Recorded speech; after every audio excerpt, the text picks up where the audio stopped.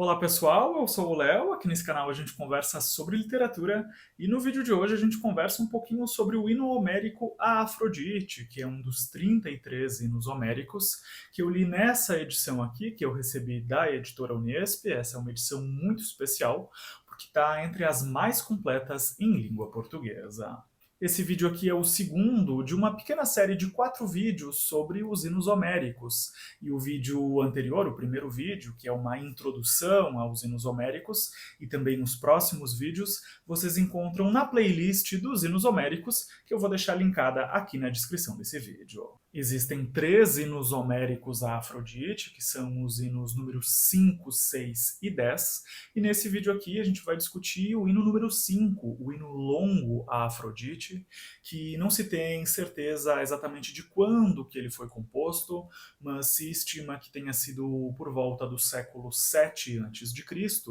e nessa edição aqui, esse hino foi traduzido excepcionalmente bem pela Flávia Marchetti, que também assina as traduções dos outros 2 hinos homéricos a Afrodite. Como a gente viu no vídeo anterior, os hinos homéricos são poemas anônimos que serviam para homenagear e invocar as divindades nos festivais em honra a essas divindades que aconteciam na Grécia Antiga. E embora esses hinos carreguem o nome de Homero, eles não foram compostos por Homero e a gente não sabe exatamente quem compôs esses hinos, que primeiro foram transmitidos oralmente de geração em geração e só muito tempo depois foram fixados na forma escrita. Esse hino, que exala a sexualidade, vai nos contar sobre o encontro entre a deusa Afrodite e o mortal Anquises, um dos príncipes de Troia, e esse encontro entre esses dois gerou a concepção de Enéas, um personagem muito importante para a mitologia grega. O poema começa com uma invocação da musa, para que a musa auxilie a contar esse episódio da vida de Afrodite, deusa essa que causava um doce desejo nos deuses imortais e também nos seres mortais, tanto seres humanos quanto animais, e com isso a gente pode considerar Afrodite como uma personificação do desejo sexual e amoroso. Mas apesar dessa ampla abrangência do poder de Afrodite, que fazia com que todos os seres em algum momento ficassem submetidos aos imperativos da sexualidade e do amor, existiam 3 corações que ela não conseguia inundar de desejo, que eram então as deusas Atena, Ártemis e Hestia. Então, excluindo essas 3 deusas, Afrodite tinha domínio sobre o desejo de todos os seres, inclusive o próprio Zeus, que é então considerado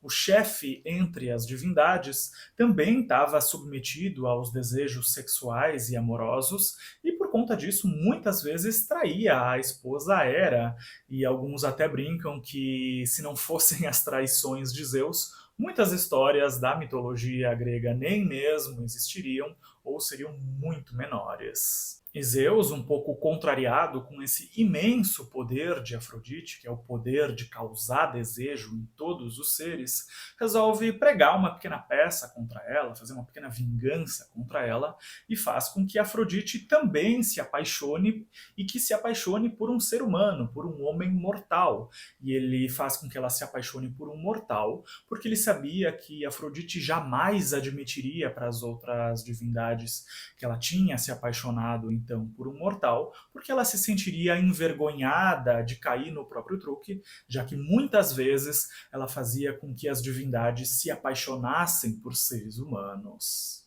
Zeus então faz com que Afrodite se apaixone por Anquises, um dos príncipes de Troia. Ele era primo de Príamo, o rei de Troia, e quando Afrodite vê Anquises, ela arde de desejo na hora por ele, mas antes de ir tentar uma aproximação com Anquises, ela vai para Chipre, onde ela se embeleza, se enfeita e se perfuma, para só depois disso voltar para Troia e tentar uma aproximação, um jogo de sedução com Anquises. Depois, então, de se embelezar, Afrodite vai até Anquises, encontra ele em um estábulo e aparece para ele disfarçada como uma mulher humana, como uma mulher mortal, para que ele não se assustasse por estar na presença de uma divindade. Inclusive, a temática dos deuses disfarçados é muito comum na literatura da Grécia Antiga e aparece com bastante frequência, por exemplo, na Ilíada e na Odisseia, e reflete a crença dos gregos de que os deuses eram capazes de alterar a própria forma. E quando Anquises vê Afrodite, ele também arde de desejo por ela, mas não sabe que essa moça que está diante dele era a deusa Afrodite. Mas como essa mulher que estava então diante dele tinha uma beleza extraordinária, fora do comum, ele desconfia que ela era uma deusa e promete altares e sacrifícios em honra a ela, e também aproveita para pedir uma vida longa, próspera e de destaque entre o povo troiano.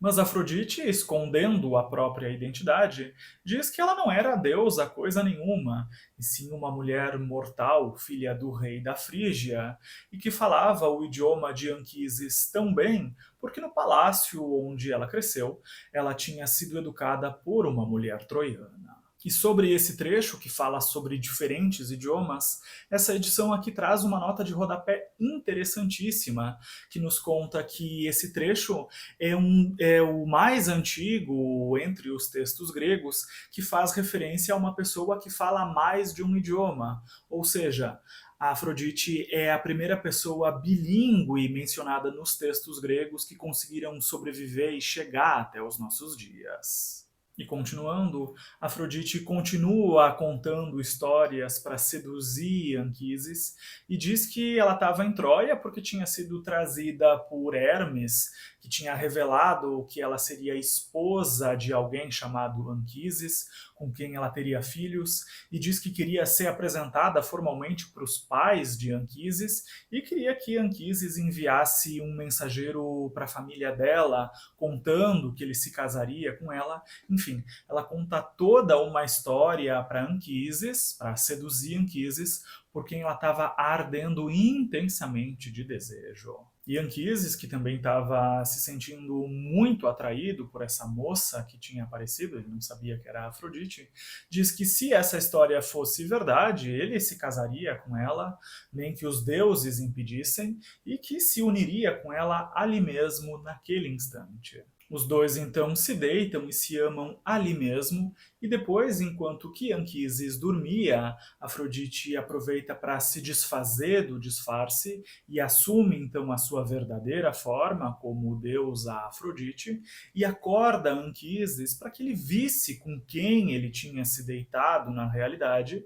e quando ele já estava acordado, ela questiona se ela parecia a mesma do que quando ele tinha visto ela pela primeira vez. E quando Anquises acorda e percebe que na verdade tinha se deitado com a deusa Afrodite, ele fica apavorado, com muito medo, chega até mesmo a esconder o próprio rosto e implora pela própria vida, porque ele sabia que os homens que se deitavam com as deusas tinham muitos problemas na vida por conta disso e inclusive tinham muitas vezes a vida também encurtada. Mas Afrodite pede para Anquises manter a calma, porque ela não tinha nenhuma intenção de fazer nenhum mal para ele, e revela que Anquises também era muito benquisto pelas outras divindades, então ele podia ficar tranquilo, podia ficar sossegado, que nada de mal ia acontecer para ele. Afrodite também revela que eles teriam um filho que reinaria sobre Troia e fundaria uma linhagem muito longa e muito importante,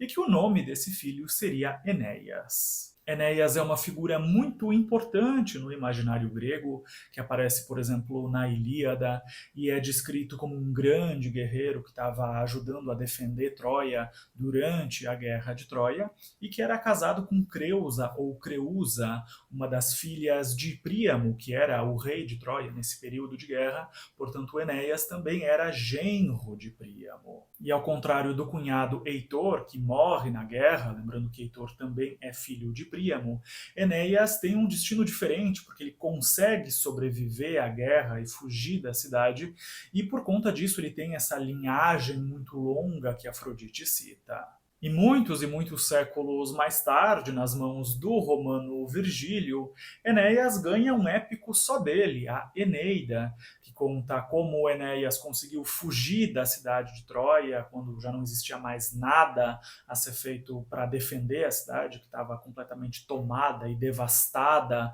pelos inimigos, e conta então como aconteceu essa fuga extremamente dramática da cidade. Na Eneida, o Virgílio também aproveita o mito de Enéas para escrever sobre a origem do povo romano, dizendo que os romanos eram descendentes de Enéas e automaticamente descendentes também de uma deusa, já que Enéas é filho de uma deusa. E essa origem dos romanos é totalmente mitológica e com uma finalidade política muito explícita por trás, já que a Eneida foi encomendada para glorificar os romanos. E para quem quiser conhecer em mais detalhes a Eneida, já tem uma série sobre ela aqui no canal. Vou deixar então o link da playlist da Eneida aqui na descrição desse vídeo. E um detalhe muito interessante de ser observado entre esse hino homérico a Afrodite e a Eneida é o papel de Anquises nesses dois textos. Porque aqui no hino homérico,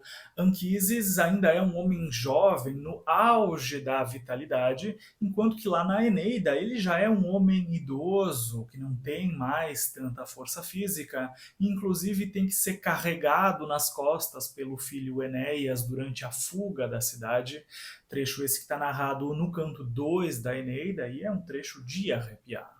Existe inclusive uma pintura muito famosa dessa cena, pintada em 1598 por Federico Barocci, que mostra Enéas fugindo de Troia com a família, carregando o pai Anquises nas costas, já idoso, junto com a esposa Creusa e o filho Ascânio, que ainda era uma criança. E quando a gente compara o Anquises jovem aqui do hino e o Anquises já idoso, carregado nas costas da Eneida, a gente percebe uma das principais distinções entre humanos e deuses, que é muito e muito enfatizada na literatura grega, que é a questão de que nós, humanos, somos frágeis, sujeitos ao envelhecimento, ao enfraquecimento e à morte, enquanto que os deuses não sofrem com essas questões, e esse detalhe é repetido várias e várias vezes em muitas obras da literatura grega e também da literatura romana. E esse tema da mortalidade, da fragilidade humana, vai reaparecer no próximo vídeo aqui da série dos hinos homéricos, quando a gente vai conversar sobre o hino longo a Deméter, no trecho em que a deusa Deméter conhece uma criança humana, se afeiçoa muito a essa criança e tenta livrar ela da condição humana, tenta livrar a criança da questão do envelhecimento e da morte, tentando transformar essa criança em um ser imortal. Mas voltando aqui para o poema de hoje, Afrodite continua conversando com Anquises para tentar acalmar ele e diz que os troianos eram os mais belos e parecidos com os deuses por conta da beleza, e cita outros casos de divindades que se apaixonaram por troianos, como por exemplo Zeus, que se apaixonou por um rapaz troiano chamado Ganímedes e chegou até mesmo a raptar esse rapaz para que ele servisse vinho para as divindades, e assim Zeus poderia ficar admirando a beleza de Ganímedes, trazendo para o poema a questão do homoerotismo, que também é muito frequente na literatura grega. Afrodite segue e cita mais um exemplo de uma divindade apaixonada por um troiano, e esse exemplo vai explicar o porquê Afrodite não quer ficar com Enéas para sempre como esposo, e retoma essa questão do envelhecimento e da morte que não acontece para os deuses, mas é inevitável para nós mortais. E esse caso é o da deusa Eos, que se apaixonou pelo troiano Títono, e de tão apaixonada queria passar a vida inteira ao lado dele, e pede que Títono tivesse vida eterna, mas esqueceu de pedir para Títono ter a juventude eterna, e assim Títono envelhecia cada vez mais e mais, ao mesmo tempo que era imortal, para o horror da deusa Eos, que não envelhecia nunca. Afrodite usa então esse episódio entre Títono e Eos para explicar o motivo dela não querer ter Anquises como esposo, porque Anquises envelheceria sim, porque ele era um mortal e o envelhecimento faz parte da condição humana. Isso mostra até um certo etarismo na sociedade grega, já que a figura do idoso é vista de uma maneira extremamente negativa aqui nesse hino. E Afrodite pontua ainda mais um motivo para não querer Anquises como esposo, porque ela tinha medo da chacota das outras divindades, porque sempre era ela quem fazia as divindades se deitarem com homens e mulheres mortais, e agora tinha sido ela quem tinha se deitado com um ser humano mortal, invertendo esse jogo de valores. Era ela quem fazia todos arderem de desejo, e agora ela ardeu de desejo e se deitou então com um ser humano. Afrodite então está arrependida desse pequeno caso que ela teve com Anquises, mas agora ela já estava grávida de Anquises, e é muito interessante que essa gravidez é descoberta praticamente instantaneamente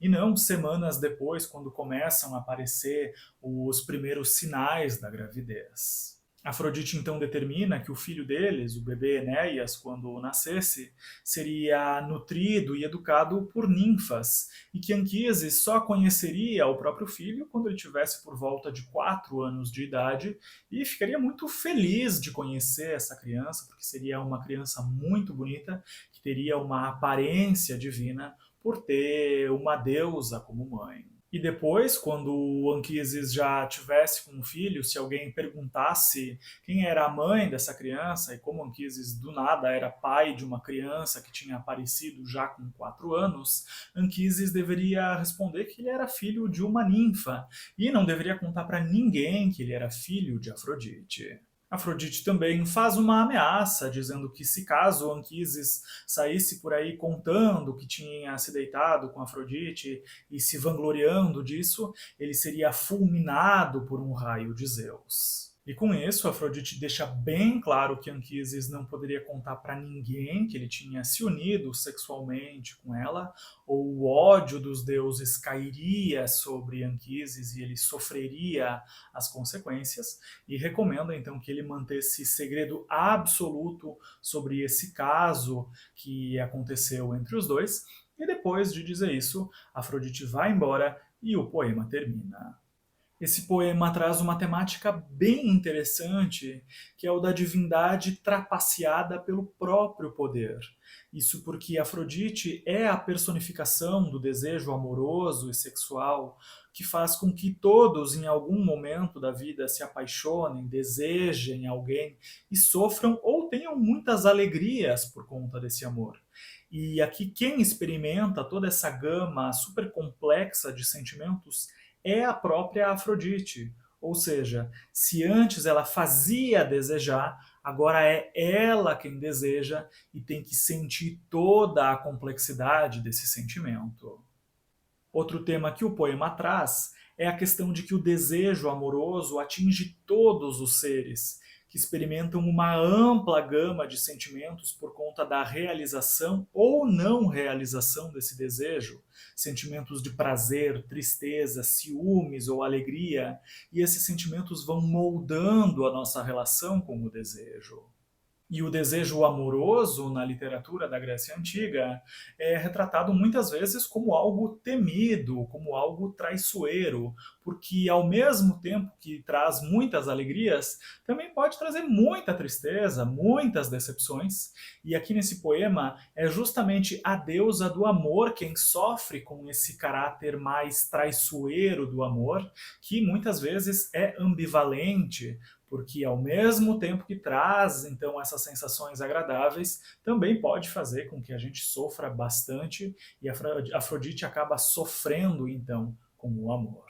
E Afrodite sofre com esse desejo, com esse amor que ela sentiu por Anquises, porque ela sente vergonha de ter se deitado com ele, porque eles eram seres de hierarquias diferentes, porque Afrodite era uma deusa e Anquises era um mortal, então esse sentimento de vergonha também é muito presente aqui nesse poema. Em outro hino a Afrodite, no escrito por Safo de Lesbos, existe a ideia de Afrodite como urdidora de tramas, tecelã de intrigas, exatamente nesse sentido de que o amor e o desejo muitas vezes podem nos fazer cair em tramas traiçoeiras e desagradáveis, e que anteriormente tinham sido muito agradáveis. E também se liga à ideia de que é Afrodite quem tece as uniões amorosas entre as pessoas, exatamente como o hino homérico também menciona no início desse poema de hoje, mas nesse poema, no hino homérico,